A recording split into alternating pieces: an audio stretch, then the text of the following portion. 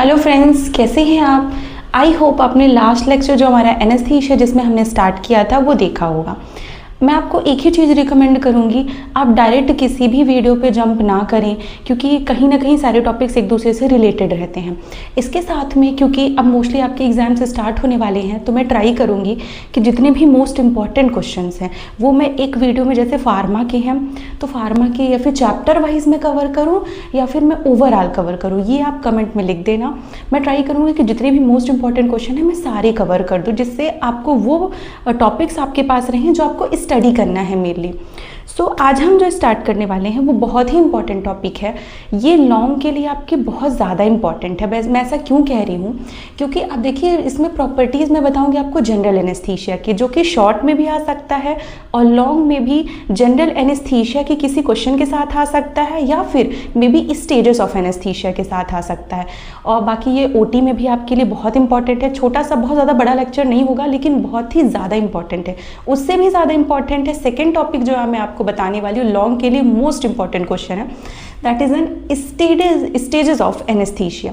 अब stages of anaesthesia में ना सिर्फ आपके लॉन्ग क्वेश्चन आते हैं, बल्कि आपकी ओटी भी बहुत इंपॉर्टेंट आती है। तो जैसे जैसे लेक्चर आगे बढ़ता जाएगा मैं बताती जाऊंगी क्या इंपॉर्टेंट है, क्या एग्जाम में आने के चांसेस है। सबसे पहले हम स्टार्ट कर रहे हैं, that is the properties of general anaesthesia. अब आप अगर एक डॉक्टर हो और आप किसी भी पेशेंट को एनेस्थीसिया दे रहे हो, तो कुछ चीज़ें तो आपके दिमाग में होनी चाहिए ना, कि लाइक जो भी मैं एनेस्थीसिया दे रही हूँ उसके अंदर क्या क्या प्रॉपर्टीज़ होनी चाहिए। तो वो मैं आपको बता रही हूँ, जो चीज़ें हमारे दिमाग में रही। अगर आपने ये टॉपिक नहीं भी पढ़ा है ना, आप खुद को उस जगह पर रख के सोचो तो आपको थोड़ी थोड़ी चीज़ें समझ में आएगी कि हाँ ये चीज़ होनी चाहिए। इरिटेशन नहीं करनी चाहिए वो एनिमल की बॉडी पर। सबसे पहले तो यही दिमाग में आता है कि वो एनिमल की बॉडी पर इरिटेशन नहीं करना चाहिए। दूसरी चीज़ जो हमारे दिमाग में आती है, अगर मैंने किसी को एनेस्थीसिया दे दिया तो मैं क्या चाहूँगी कि उसकी रिकवरी जल्दी। ऐसा नहीं है कि वो एक दिन रिकवर ही नहीं कर पा रहा पूरा दिन, तो वो भी एक प्रॉपर्टी हो गई। तो उसको मैं डिस्कस करती हूँ, आप इसको लिख लेना, शॉर्ट के लिए बहुत इंपॉर्टेंट है। जैसे मैं हेडिंग एक्सप्लेन कर रही हूँ तो आप हेडिंग लिखोगे, उसको पूरा एक्सप्लेन करोगे। तो फर्स्ट वन, जैसे मैंने आपको बताया कि नॉन इरिटेंट, ऐसा नहीं होना चाहिए कि वो एनिमल की बॉडी पे जो भी हम जनरल एनेस्थीसिया यूज़ करें। जनरल एनेस्थीसिया मैंने आपको बताया था क्या होता है, जो पूरी बॉडी की सेंसेशन को लॉस कर देते हैं। तो नॉन इरिटेंट होना चाहिए, दैट मीन्स एनिमल की जो भी बॉडी उसको इरिटेट नहीं करना चाहिए। हो सकता है उसकी म्यूकस मेम्ब्रेन को कहीं इरिटेट ना करने दे, किसी भी चीज़ को इरिटेट नहीं करना चाहिए जनरल एनेस्थीसिया। और नेक्स्ट है free from the disagreeable odour, that is कहने का मतलब है कि ऐसा नहीं होना चाहिए, जैसे आप मान लो इनहेलेंट एनेस्थीसिया यूज़ कर रहे हो, तो ऐसा नहीं होना चाहिए कि उसकी स्मेल इतनी स्ट्रांग हो कि पेशेंट के लिए तो अनकंफर्टेबल हो, साथ में जो उसके साथ डॉक्टर है उनके लिए भी अनकंफर्टेबल हो। तो हम चाहेंगे कि स्मेल उसकी इतनी ही बहुत ज़्यादा ख़राब स्मेल नहीं होनी चाहिए कि हम बिल्कुल सहन ही नहीं कर पा रहे हैं। फिर नेक्स्ट है अलाउ रैपिड रिकवरी। जैसा मैंने आपको बताया कि आपने किसी भी पेशेंट को अगर एनेस्थीसिया दी तो आप चाहते हो कि आपका पेशेंट जल्दी रिकवर कर जाए। ऐसा नहीं होना चाहिए कि वो एक दिन रिकवर ही नहीं कर पा रहा है। नेक्स्ट है वाइड रेंज ऑफ सेफ्टी। अब ऐसा क्यों कि हम कोई भी टैबलेट खाएं, कोई भी दवाइयाँ हम लेते हैं तो कहीं ना कहीं हम देखते हैं कि इसका सेफ्टी मार्जिन क्या है। तो अगर हम एनेस्थीसिया भी यूज़ करें तो वही चीज़ तो है कि हम चाहेंगे कि उसकी सेफ्टी जो हो उसका मार्जिन ज़्यादा, ऐसा नहीं हो कि एक कोई परमानेंट डिफेक्ट आफ्टर एनेस्थीसिया उस एनिमल की बॉडी पे कोई एक परमानेंट डिफेक्ट रह जाए। जैसे उसकी कोई हो सकता है बॉडी पार्ट की पैरालिसिस हो जाए, तो हम ऐसा नहीं चाहते ना। हम चाहते कि जो भी एनेस्थीसिया हम यूज़ करें उसका वाइड रेंज ऑफ सेफ्टी होना चाहिए। अब नेक्स्ट है मसल रिलैक्सेशन। अब एक जो भी हमारा एनेस्थीसिया होता है हम यूज़ करते हैं उसका एक ट्रायड होता है, जिसको मैं एक शॉर्ट में आपको एक्सप्लेन कर दूंगी, बाकी मैं तीनों टर्म बता दूं। तो एक तो सेडेशन होता है, एनाल्जेसिया होता है और नेक्स्ट होता है मसल रिलैक्सेशन।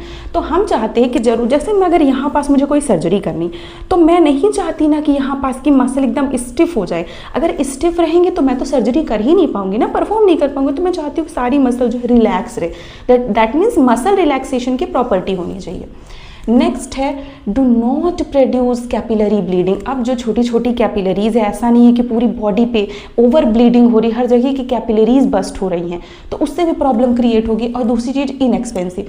अब ये बहुत ही ज़्यादा इंपॉर्टेंट चीज़ है। जब आप प्रैक्टिस करने लगोगे तो उस टाइप आपको एक चीज़ रियलाइज़ होगी कि हम ना बेस्ट चीज़ को हमेशा नहीं ढूंढते हैं कि हमें लाइक बेस्ट एनेस्थीसिया यूज़ करने, क्योंकि एनिमल्स के लिए उतना ज़्यादा लोग ध्यान भी नहीं देते।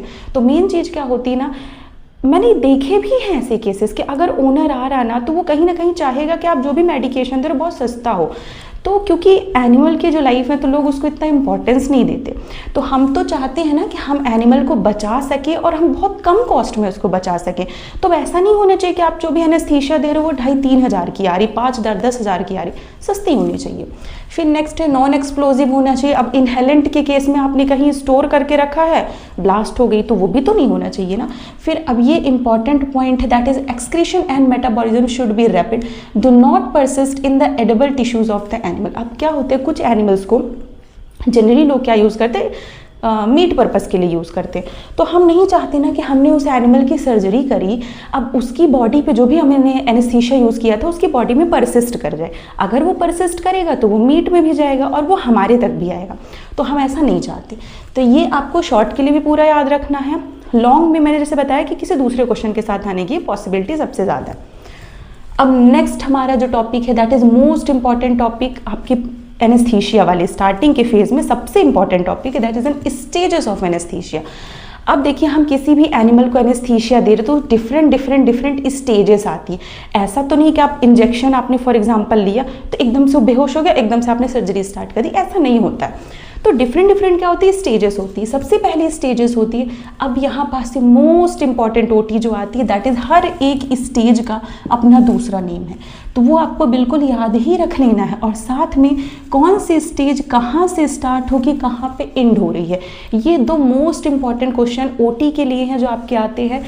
क्या दूसरा नाम आपको याद रखना है स्टेजेस का, साथ में कहाँ से स्टार्ट होके कहाँ एंड हो रही है वो स्टेज। जैसे एग्जाम्पल के लिए अगर हम बात करें स्टेज 1 की तो उसको हम क्या कहते हैं, एनाल्जेसिया स्टेज भी कहते हैं, फिर वॉलेंट्री स्टेज एक्साइटमेंट।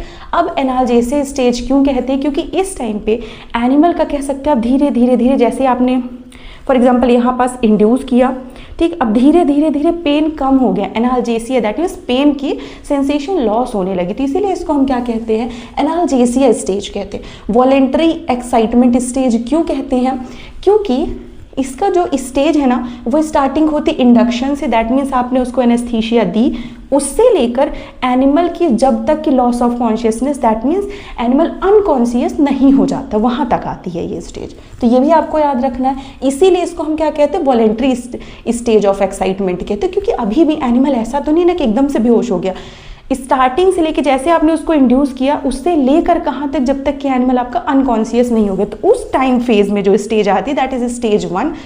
और उस टाइम पे जो एनिमल होता है ना कुछ वॉलेंट्री मूवमेंट शो करता है, क्योंकि अभी एनिमल कॉन्शियस है। अब क्या क्या चीज़ें शो होती हैं, देखिए अब एनिमल जो होता है वो रेजिस्टेंस शो करता है रीस्ट्रेन के लिए, ठीक, और फियर। अब होता क्या है कि आप एनिमल को आपने लाया, अब आप उसको क्या कर रहे हो, इंडक्शन देना है एनेस्थीसिया का, तो आप उसको रीस्ट्रेन कर रहे हो। तो एनिमल ना हमेशा ऐसा नहीं कि एकदम से बिल्कुल आराम से लेट जाता है कि हाँ मुझे रीस्ट्रेन कर लो, तो कुछ ना कुछ रेजिस्टेंस शो करता है, और इस टाइम पे एनिमल जो होता है काफ़ी डर जाता है इस स्टेज पे। तो उसके कारण क्या होता है, उसके एनिमल की जो बॉडी होती है उसमें बहुत ज़्यादा एड्रेनलिन रिलीज होता है। इसके कारण क्या होगा, उसकी जो पल्स होंगी वो भी बढ़ जाएंगी, उसका ब्लड प्रेशर बढ़ जाए, उसकी हार्ट रेट बढ़ जाती है। तो ये कुछ चीज़ें हमें देखने मिलेंगी, ठीक। इसके साथ खत्म होता है स्टेज 1।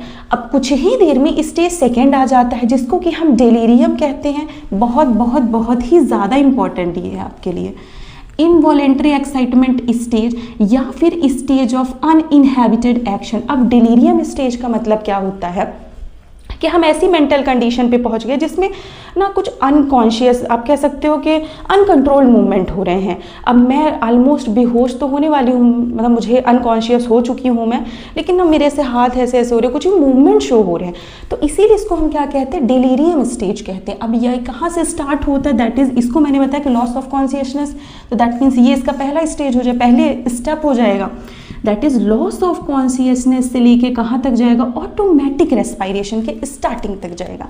अब एनिमल को आपने यहाँ तक किया था कि उसने लॉस, अपनी कॉन्शियसनेस लॉस कर दी थी, अब वहाँ से लेके ऑटोमेटिक खुद से उसकी पूरी रेस्पायरेशन स्टार्ट हो जाएगी, तो हम क्या कहेगा, ऑटोमेटिक रेस्पायरेशन की स्टेज तक जाता है। अब इस टाइम पे ना हमें कुछ चीज़ें देखने मिलेंगी, वो क्या होता है, एनिमल थोड़ा स्ट्रगल करता है, अब देखिए आप ना मोस्टली देखोगे कि जैसे अब हम इस टाइम पे क्या हो गया कि कॉन्शियसनेस तो लॉस हो गई, बट ऐसा नहीं कि एनिमल एकदम से ऐसे सीधा हो गया, ऐसा नहीं। कुछ ना कुछ उसकी बॉडी पे अनकंट्रोल्ड मूवमेंट चलते रहेंगे। जो हमको सबसे ज़्यादा प्रोमिनेंट देखने मिलता है कि एनिमल अपने जॉ को ना एकदम से कह सकते हो बहुत टाइट सा कर लेता है, वो हमें देखने मिलता है। दूसरी चीज़ हमें वॉमिशन की कंडीशन यहाँ देखने मिलती है। इसीलिए सजेस्ट किया जाता है कि एनिमल को खाना नहीं देना है, कोई भी सर्जरी होती है पानी नहीं देना है उससे पहले, ठीक। तो वो देखने मिलेगा। और हमको कह सकते हो आप डिफिकेशन देखने मिलेगा, मिक्चुरेशन देखने मिलेगा और प्यूपिल का डायलेशन देखने मिलेगा। अब यहाँ पास क्या होता है, सिंपैथेटिक स्टिमुलेशन हो जाता है। अब सिंपैथेटिक स्टिमुलेशन होने के कारण क्या होता है, यहाँ भी हार्ट रेट थोड़ा बढ़ता है और ब्लड प्रेशर थोड़ा बढ़ता है एनिमल का। तो वही है कि एनिमल अनकंट्रोल्ड चीज़ें कर रहा है उस टाइम पे, हालांकि वो होश में नहीं है। That is loss of consciousness से लेके ऑटोमेटिक रेस्पायरेशन तक ये स्टेज चली। अब यहाँ से क्या होता है, स्टेज 3 जो आपकी मोस्ट इंपॉर्टेंट स्टेज होती है। कई बार आपको ना सर्जिकल एनेस्थीसिया के नाम से आ जाएगा लिखने के लिए, शॉर्ट के लिए। तो स्टेज 3 को हम सर्जिकल एनेस्थीसिया भी कहते हैं। इससे आप समझ सकते हो कि समझ में आ रहा है सर्जिकल एनेस्थीसिया मतलब इस स्टेज में जाके मैं क्या करती हूँ, सर्जरी परफॉर्म कर सकती हूँ, दैट इज सर्जिकल एनेस्थीसिया। अब इसका कहाँ से कहाँ तक स्टार्ट होता है और कहाँ पे जाके एंड होता है, इसका मैंने लास्ट जो बताया that is automatic respiration onset हो गया। तो यहीं से स्टार्ट हो, that is onset of automatic respiration से लेके रेस्पायरेशन ऑलमोस्ट रुकने लगती। अब मैं ऐसा क्यों कह रही हूँ, क्योंकि देखिए सर्जिकल एनेस्थीसिया को भी हम जनरली 4 प्लेन्स में डिवाइड करते हैं, प्लेन 1, 2, 3 एंड 4। अब इसमें डिफरेंट क्या होता है, पहले थोड़ा सा एनेस्थीसिया था और डीप हुआ और डीप हुआ और डीप हुआ। तो इसमें क्या होता है, हर एक जो भी प्लेन है तो उस पर सर्जरी नहीं परफॉर्म करी जा सकती। जो पहला प्लेन क्या होता है, प्लेन होता है that is an light surgical anaesthesia. उस टाइम पे थोड़ा मतलब हम कह सकते हैं जनरली इस टाइम पे सर्जरी परफॉर्म नहीं होती, क्योंकि अभी लाइट सर्जिकल एनेस्थीसिया उसने ठीक है ऑटोमेटिक रेस्पायरेशन स्टार्ट कर दी है, बट अभी उतना हमारे लिए कह सकते हो अच्छा टाइम नहीं है कि हम सर्जरी परफॉर्म करें। सारी चीज़ें हमें जो भी ट्राइड पूरा कंप्लीट नहीं हुआ या फिर एनिमल ने पूरी तरीके से रिलैक्स नहीं किया है, तो हम थोड़ा वेट करते हैं। क्योंकि इस टाइम पे आप देखोगे तो आई का मूवमेंट आपको देखने मिलेगा और धीरे धीरे आपको लगेगा कि हाँ जिसकी प्यूपिल है वो फिक्स होती जा रही। अब यहाँ से आती है इसका जो भी अपना स्टेज 3 है, उसका आता है प्लेन 2। अब प्लेन 2 को हम मॉडरेट सर्जिकल एनेस्थीसिया कहते हैं। अब इस टाइम पे उसकी कॉर्नियल और लेरेंजियल रिफ्लेक्स जो होती है वो लॉस हो चुकी है। मैक्सिमम सर्जरीज जो हमारी होती है वो प्लेन 2 में ही परफॉर्म करी जाती है, क्योंकि सबसे अच्छा टाइम ये होता है। अब इसके नेक्स्ट जो प्लेन आती है दैट इज प्लेन 3, उसको हम डीप एनेस्थीसिया कहते हैं कि एनिमल और ज़्यादा एनेस्थीसिया में चला गया। जनरली जो 3rd स्टेज होता है, 3rd प्लेन होता है, उस पर सर्जरी परफॉर्म नहीं होती। कुछ ही सर्जरीज जो होती है जिसमें कि हम प्लेन 3rd तक जाने का वेट करते हैं, जबकि आपकी मोस्टली 95% जो सर्जरीज होती हैं वो प्लेन 2 में ही होती हैं। अब प्लेन 3rd में क्या हुआ, डीप सर्जिकल एनेस्थीसिया इसको हम बोलते हैं। इस टाइम पे अब प्यूपिल जो होता है धीरे धीरे डायलेट होने लगता है, साथ में लाइट की जो रिफ्लेक्स होती हैं वो लॉस्ट होने लगती हैं, ठीक। अब इसके बाद आती है एक बेकार वाली प्लेन, दैट इज प्लेन 4 आती है, ठीक। अब प्लेन 4 में क्या होता है, उसमें एक्सेसिव सर्जिकल एनेस्थीसिया। अब एनिमल का आप देखो तो जो भी उसका रेस्पायरेटरी सिस्टम, उसमें जो इंटरकॉस्टल मसल्स होती हैं वो धीरे धीरे अब उनकी पैरालिसिस होना स्टार्ट हो गई है। आपको लगेगा कि एनिमल की बहुत धीरे, मतलब समझ में नहीं आएगा क्या वो ब्रीथ भी कर रहा है, आपको लगने लगेगा कि उसकी तो ब्रीथिंग रेट बहुत ज़्यादा स्लो डाउन हो रहा है, एकदम लगेगा कि बहुत हल्की हल्की पल्स चल रही हैं।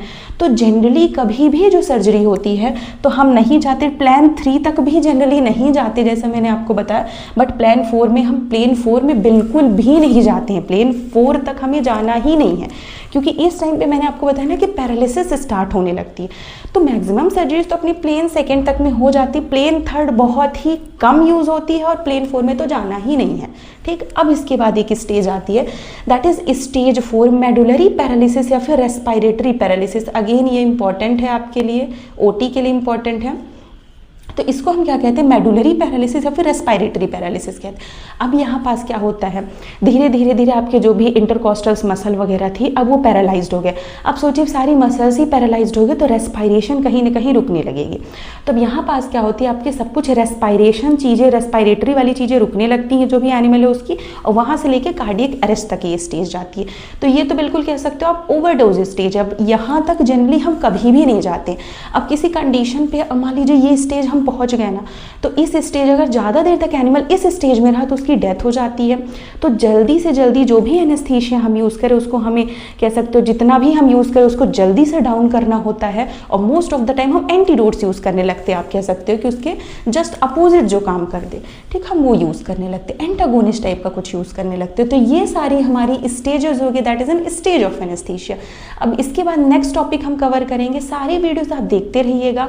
और जो मैं एक सीरीज़ मैंने आपको जैसे बताया मैं स्टार्ट करूँगी, दैट इज जिसमें मैं मोस्ट इंपॉर्टेंट क्वेश्चन आपके हर एक सब्जेक्ट के मैं ट्राई करूँगी, ना सिर्फ फार्मा के बल्कि जितने भी आपके सब्जेक्ट्स हैं सबके सारे मोस्ट इंपॉर्टेंट क्वेश्चन, क्योंकि मैंने लिख रखे हैं। जब मेरे एग्जाम्स होते थे तो मैं सारे क्वेश्चन लिख लेती थी कि ये इतनी बार रिपीट हुआ, ये इतने बार रिपीट हुआ, तो मैं वो आपको शेयर करूँगी, आके बताऊँगी, सारी चीज़ें एक्सप्लेन करूँगी, तो आपको बहुत ही ज़्यादा ईजी हो जाएगा। मिलते हैं नेक्स्ट वीडियो में।